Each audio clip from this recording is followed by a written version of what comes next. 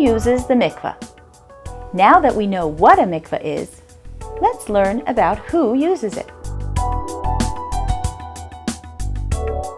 When the Holy Temple stood on the Temple Mount, the mikvah was a very important part of the workday of the Kohanim, priests, who performed the service in the temple.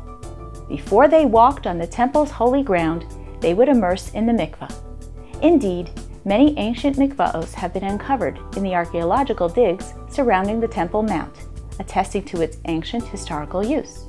There were also complex laws of spiritual purity in effect at the time of the Holy Temple that are not applicable in the exile we live in today. There were instances where a person became ritually impure, and mikvah immersion allowed their return to a state of ritual purity. It is worthy to note here that a mikvah is also used to immerse certain new vessels for the household. The immersion prepares these pots, utensils, or dishes to be used for eating and kosher food preparation.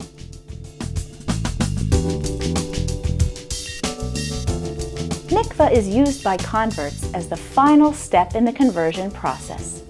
It is when they experience a complete shift of their spiritual path from the one with which they were born to the one they are about to embrace. Even though it takes years of study, contemplation, meeting with rabbis, and making decisions, learning and practicing Judaism beforehand, it is the immersion in the mikvah where the spiritual shift actually takes place. A spiritual rebirth occurs during that mikvah immersion, and the convert emerges from the water of the mikvah with a new soul, as a new person, much as the newborn emerges from the water of the womb. The convert then makes a blessing on the immersion, the very first mitzvah of his new Jewish life. Daily immersion in the mikvah is popular among Hasidic men before the morning prayers, before Shabbat, and Jewish holidays.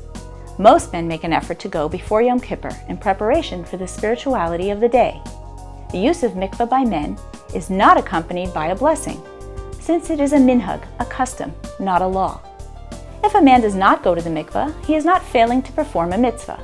His use of the mikvah is a spiritual enhancement to his performance of other holy and sacred tasks.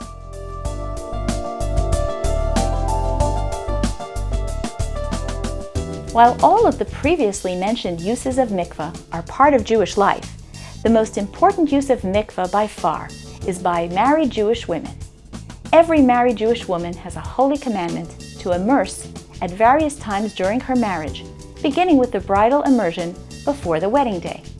This immersion of the woman is accompanied by a blessing because it is a mitzvah, commandment in the Torah.